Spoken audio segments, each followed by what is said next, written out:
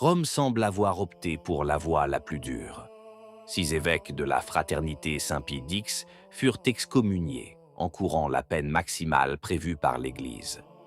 Et si je vous disais que, dès maintenant, cette excommunication n'est peut-être plus en vigueur, et que ce n'est pas n'importe quel blog qui l'affirme, mais la loi de l'Église elle-même? Ce n'est pas ce qu'on vous a dit. À la fin de cette vidéo, vous comprendrez pourquoi, sur le papier, la partie est loin d'être terminée, et pourquoi les canonistes sont divisés sur ce point précis. Commençons par les faits. Le 2 juillet, le dicaster pour la doctrine de la foi a publié un décret excommuniant les 6 évêques de la fraternité pour avoir reçu et conféré la consécration épiscopale sans mandat du pape. Les gros titres du monde entier affichaient le même constat. Exclu de l'Église, point final. L'affaire semblait close, comme en 1988 avec Lefebvre. Et le public a retenu le message. La compagnie est excommuniée, ses évêques sont destitués. Point final. Du moins, c'est ce qu'il semblait. Mais lisons le texte, car le 11 juillet, un événement s'est produit que peu de grands médias ont véritablement expliqué. La société a formé un recours formel contre ce décret. Il ne s'agit pas d'une protestation verbale, mais d'un acte juridique précis, prévu par le Code de droit canonique, canon 1734 et suivant. Voici comment cela fonctionne. Toute personne s'estimant lésée par un décret dispose de 10 jours pour demander par écrit à l'autorité émettrice de le retirer ou de le rectifier. Il s'agit de la première étape obligatoire avant d'introduire un recours. La fraternité s'est conformée à la décision dans les délais impartis, soit 9 jours après la publication du décret. L'autorité dispose désormais de 30 jours pour répondre. Mais le point qui change tout est ailleurs, le canon 1353. Et ici, il faut lire avec la plus grande attention.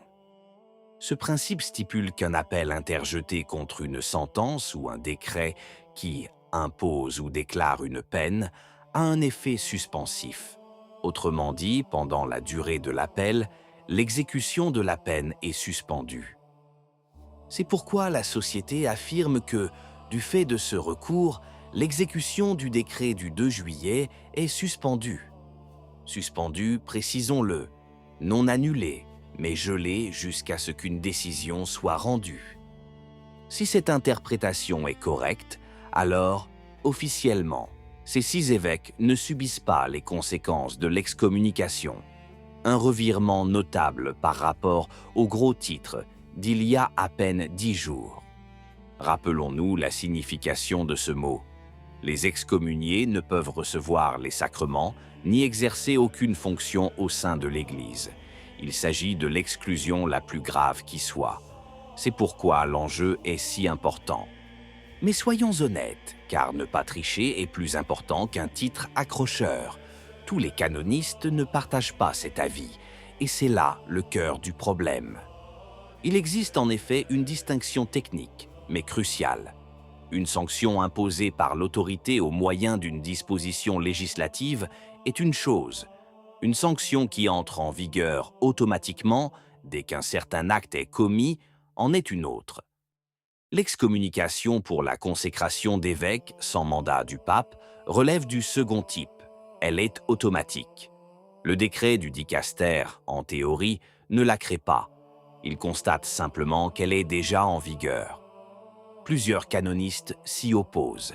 L'effet suspensif de l'appel, disent-ils, n'annule pas l'obligation d'observer une peine déjà encourue de plein droit. S'ils ont raison, l'excommunication resterait en vigueur malgré l'appel.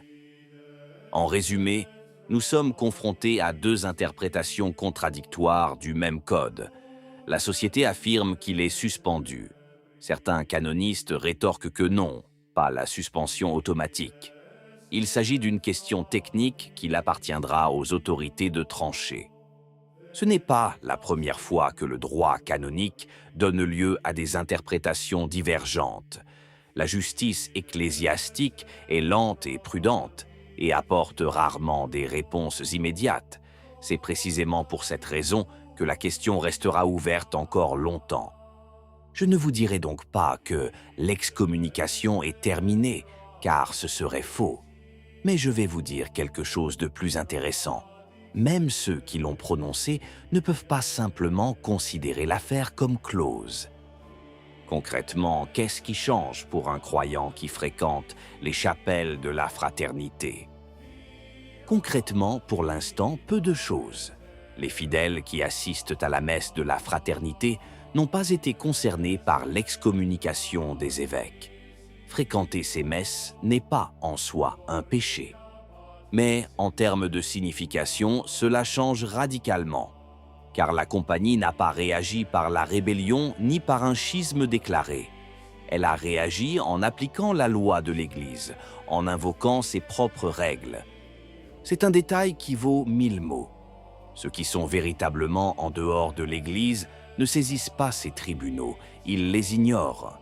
La fraternité, en revanche, s'y soumet et exige une justice conforme aux normes de Rome.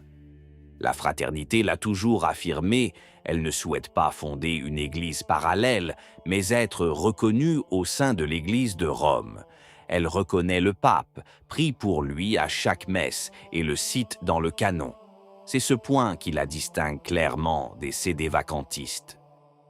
L'appel est clair. Ils agissent dans un esprit de respect de l'autorité ecclésiastique et par fidélité à la justice, à la vérité et au bien de l'Église.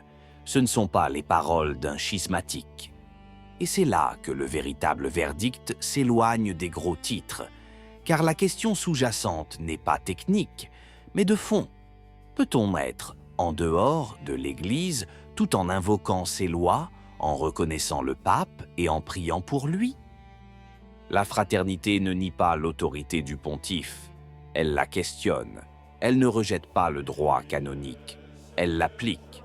Elle défend la position de ceux qui veulent rester au sein de la fraternité et non celle de ceux qui la quittent. Mais attention à ne pas instrumentaliser cette décision. Le décret de Rome repose sur des raisons sérieuses. Consacrer des évêques sans mandat est un acte grave qui porte atteinte à l'unité et à l'autorité du pape.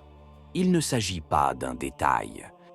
Une question délicate demeure pour la société. Peut-on invoquer le droit romain tout en prenant ses distances avec ses décisions? La cohérence est une exigence pour tous. Mais c'est précisément pour cette raison que, tout bien considéré, cet appel constitue une évolution positive. Il déplace le conflit du domaine des slogans à celui du droit et du dialogue.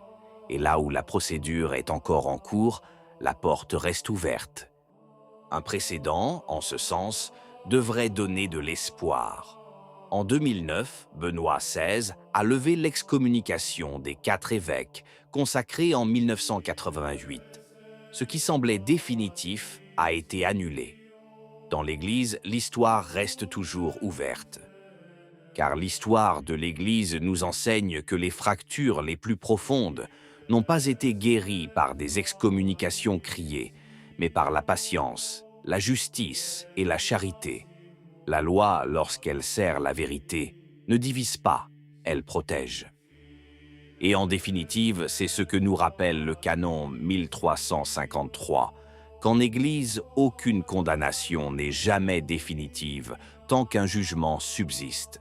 Il y a toujours place pour l'appel, c'est-à-dire pour l'espérance. Rome nous dira dans les mois à venir comment cela se terminera. Mais une chose est déjà claire, la phrase que vous avez entendue n'était pas la fin de l'histoire. Ce n'était que le premier chapitre, et le second, encore à écrire, pourrait bien nous réserver des surprises. Qu'en pensez-vous? Si la vidéo vous a plu, laissez un commentaire « Amen ». Que Dieu vous bénisse.